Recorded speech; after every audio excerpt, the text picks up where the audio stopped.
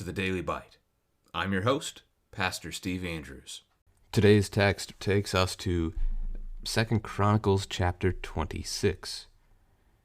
And all the people of Judah took Uzziah, who was 16 years old, and made him king instead of his father Amaziah. He built Eloth and restored it to Judah after the king slept with his fathers. Uzziah was 16 years old when he began to reign, and he reigned 52 years in Jerusalem. His mother's name was Jechaliah of Jerusalem, and he did what was right in the eyes of Yahweh, according to all that his father Amaziah had done. He set himself to seek God in the days of Zechariah, who instructed him in the fear of God, and as long as he sought Yahweh, God made him prosper. He went out and made war against the Philistines, and broke through the wall of Gath, and the wall of Jabneh, and the wall of Ashdod, and he built cities in the territory of Ashdod and elsewhere among the Philistines. God helped him against the Philistines, and against the Arabians who lived in Gerbel, and against the Munites. The Ammonites paid tribute to Uzziah, and his fame spread even to the border of Egypt, for he became very strong.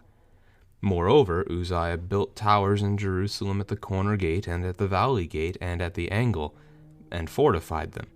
And he built towers in the wilderness, and cut out many cisterns, for he had large herds, both in the Shephelah and in the plain.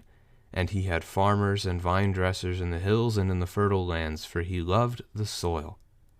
Moreover, Uzziah had an army of soldiers fit for war, in divisions according to the numbers in the muster made by Jael the secretary, and Maaseiah the officer, under the direction of Hananiah, one of the king's commanders. The whole number of the heads of fathers' houses of mighty men of valor was 2,600. Under their command was an army of 307,500 who could make war with mighty power, to help the king against the enemy. And Uzziah prepared for all the army shields, spears, helmets, coats of mail, bows, and stones for slings. In Jerusalem he made machines invented by skillful men, to be on the towers and the corners, to shoot arrows and great stones. And his fame spread far, for he was marvelously helped, till he was strong. But when he was strong, he grew proud, to his destruction. For he was unfaithful to Yahweh his God, and entered the temple of Yahweh to burn incense on the altar of incense. But Azariah the priest went in after him, with 80 priests of Yahweh who were men of valor. And they withstood King Uzziah, and said to him, "It is not for you, Uzziah, to burn incense to Yahweh, but for the priests, the sons of Aaron, who are consecrated to burn incense. Go out of the sanctuary, for you have done wrong, and it will bring you no honor from Yahweh God." Then Uzziah was angry. Now he had a censer in his hand to burn incense, and when he became angry with the priest, leprosy broke out on his forehead in the presence of the priests in the house of Yahweh by the altar of incense. And Azariah the chief priest and all the priests looked at him, and behold, he was leprous in his forehead. And they rushed him out quickly, and he himself hurried to go out, because Yahweh had struck him. And the king Uzziah was a leper to the day of his death, and being a leper lived in a separate house, for he was excluded from the house of Yahweh. And Jotham his son was over the king's household, governing the people of the land. Now the rest of the acts of Uzziah from first to last, Isaiah the prophet, the son of Amos, wrote. And Uzziah slept with his fathers, and they buried him with his fathers in the burial field that belonged to the kings. For they said, "He is a leper." And Jotham his son reigned in his place. This is the word of the Lord. So we have another one of our kings, Uzziah, who is in the book of 2 Kings, known better as Azariah, Azariah. He is king over Judah for 52 years. It's actually not the first note we get about him. Starts at 16 years old, which is a little on the younger side historically, but not definitely the youngest. That would be Joash at 7. The interesting thing is that we get verse 2, actually, before we get verse 3 here, that he built Eloth and restored it to Judah before we're told about the length of his reign. So this is held up as being prominent in his work. Eloth, or Elath, is a city on the Salt Sea. It is a place from 2 Chronicles chapter 8 where Solomon and Hiram worked together. So this belongs likely to the Edomites, or did until it was taken by Judah. Now, when does his 52-year reign cover? If it began at the end of his father, at the death of Amaziah, then it would begin in 767 and it would last until 715, and he would have seen the fall of Israel, the northern kingdom. But he doesn't. We know this for several reasons. One is that we still are going to see some of that northern kingdom of Israel acting yet in the book. Chapter 28, verse 6, Pekah, the son of Remaliah, killed 120,000 from Judah in one day. Pekah is the king of Israel, prior to Israel falling in 722 BC. We also know that Uzziah dies in the same year that Isaiah is commissioned to be, called to be, prophet to the Lord, because Isaiah's call, described in Isaiah chapter 6, begins with the phrase, in the year that King Uzziah died, and then goes on to describe his call. And Isaiah is going to be one of the major prophets, not just because he is a major prophet, but he's going to be one of the chief principal prophets bringing news of the destruction of Israel. So Uzziah's reign then is going to, those 52 years include part of the reign of his father and part of the reign of his son. There's overlap in the books of Kings and Chronicles between the kings within their own kingdom. So as Amaziah has betrayed his Lord, and he has been captured by Israel's king, that's a possible example of a reason why Uzziah's reign could be started in that time period. It seems to have been started even before that, though. The chart that I use that's most helpful, coming off of the work of Professor Dr. Steinman, Andrew Steinman, who wrote the book From Abraham to Paul, which is a helpful chronology book of Scripture, dates Uzziah here from 791 until 740 or so. So that puts him really starting just shortly after his own father, who started around 797 or so. And the last many years, 10 years or so of his reign, are overlapped by his son Jotham, probably because he's a leper and not able to rule his kingdom rightly from that position. So 791 to 740 seems to be the years to put on Uzziah, or roughly so. He did what was right in the eyes of Yahweh. So another king chalked up as being a good king for Judah brings us to 5 on the chart so far, with 3 evil and Abijah. Set himself to seek God in the days of Zechariah, so a prophet. As long as he sought Yahweh, God made him prosper. So this is good, and it's good for the king to be faithful. So we're going to get a description of his prosperity in the next paragraph, verses 6 through 15, that he's able to make war against the Philistines. He breaks through the wall of Gath, Jabneh, and Ashdod. Gath and Ashdod are 2 of the Philistines' 5 chief cities. Essentially, they had these 5 primary cities, and there were kings in each of those cities for the Philistines. And this is, 2 out of the 5. And he builds cities for his own people. So Judah ends up occupying part of the Philistines' territory. So God has helped him against the Philistines to the southwest. He's helped him against the Arabians to the southeast, who lived in Gur Baal. That's the only time that the word Gur Baal shows up in Scripture. It's hard to say much about it other than that word Gur is a Hebrew verb for to sojourn. So it's the idea that this is where Baal lived with his people, is the name of the city, which is false because Baal is false, but that's what they called it. So Gur Baal, and then also against the Edomites, the Munites. They're part of Edom to the south of the Salt Sea. So the Arabians, by the way, would be off to the southeast of the Salt Sea. The Ammonites even paid tribute to Uzziah, so they brought him gifts annually. His fame spread even down to Egypt. He built towers, which would be used for watchtowers, but also defense against enemies around Jerusalem in multiple locations. He built towers out in the wilderness as well. He dug many cisterns, so pits for water for his flocks, because he had many of them, in the Shephelah, which is the lowlands, and in the plains, which would be the flatlands.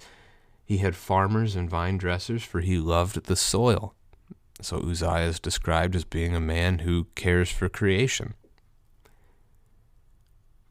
He had an army of 307,500 soldiers, which is slightly larger than his father's army. Amaziah had 300,000, so there's been an increase for the first time in a while. Uzziah then equips his army handily. I mean, they have not only shield and spear, which has been the normal description in the books of Chronicles so far. They have helmets, coats of mail, so like chainmail armor, bows, and stones for slinging. So none of the weapons here are new, but the extra armor is new, at least in the description. Also, he made machines in Jerusalem on the towers and the corners to shoot arrows and great stones. So ballista, catapults might be in mind here, although those are definitely not words used in the text. But they are ancient military weapons, so certainly could have been. His fame spread far, for he was marvelously helped. That would be a simple question for the children today.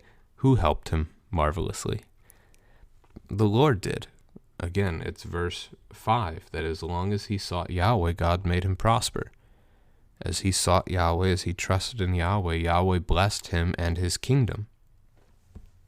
But, verse 16, just as we have seen with several of the kings in the book so far, when he was strong, he grew proud to his own destruction.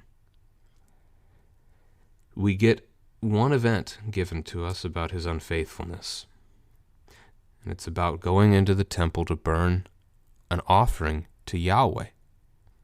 So he's not setting up pagan idol altars. He's not worshiping the gods of Edom. He's trying to worship Yahweh, and yet it is viewed as unfaithful. Maybe throw that question to the children and see if they can recognize why it is deemed unfaithful. Why is this bad that Uzziah wanted to do it? And if they can't figure it out just from reading it there, if you just read verse 16, you can pick it up in verse 17 and 18, because Azariah the priest tells us why. This is not given for kings to do.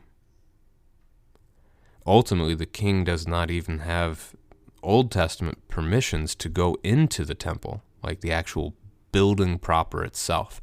The king would have been restricted to the courtyard around the temple, because only the priests are given to go into the temple and care for the things of the Lord's house. Only the priests are the ones who are to make that offering daily on the altar of incense. Only the high priest is allowed to go into the Holy of Holies, or the most holy place before the throne of God, just one day a year on Yom Kippur, or the Day of Atonement, as we call it in English. So that's the trouble here, is that Uzziah is doing something. He is seeking to do something that the Lord has rejected. This is not the way the Lord has told his people to worship him. We are not free to worship God however we want to worship God. There are boundaries around our worship, because worship has a purpose. And that purpose is the forgiveness of sins. But as we look at the text here, for Uzziah to do this would be to do what God has not given him to do, and that's what makes it unfaithful. It is the priest's role. Now, maybe a conversation as well could be helpful in your family today. What are the holy things of God today? And who has God tasked with caring for those holy things? And really, the holy things today we would talk about as word and sacrament. And he has entrusted them to his church. And the church then calls men into the office of pastor to make sure that those gifts of God are cared for and rightly given to the people. So we don't just treat baptism however we want. We don't take a super soaker and go out into the streets of our city and baptize people as we ride by on our bike or something like that. That would not be treating the sacrament with respect. And we don't take the Lord's Supper and just have it as a family meal at our house, because that does not treat the Lord's Supper with the respect that the Lord has given to it, which is that it's to be a meal for the church, a meal for the community. So your pastor is there for the purpose of making sure that your community has word and sacrament, that you get to hear the law and the gospel on a regular basis, and that you get to receive Christ's body and blood given for you on a regular basis. That's what he's there for. So it's not that there's anything necessarily all that special about your pastor. He's a man. He's a sinner. But the church has called him to stand in this office, to make sure that the gifts of God are there for us.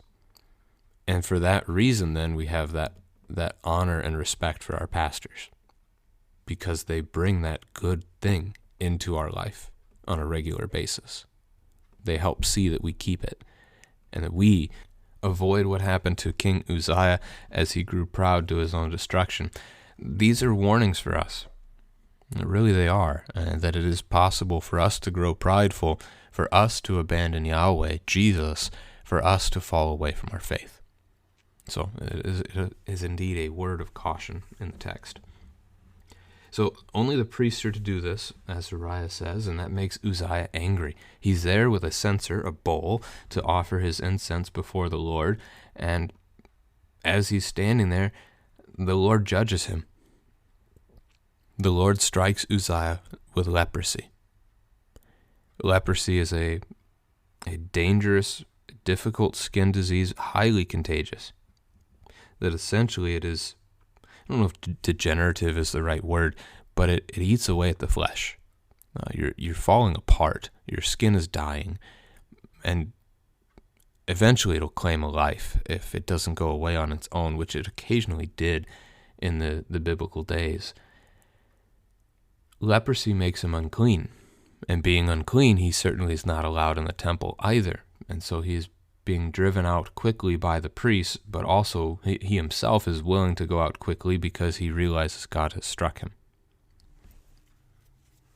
He doesn't want to remain and get struck even worse. So he remains a leper to the day of his death, has to live in a separate house. He's excluded from the holy things of God because of his leprosy, his contagious skin disease that renders him unclean. He's never not unclean again. I think I said that right with all the negatives in that phrase. He is unclean for the rest of his life until his death. And even in death, they bury him not in the king's tomb, but in the field that the kings owned around Jerusalem, because he was a leper. So they don't bury the unclean king with the clean kings.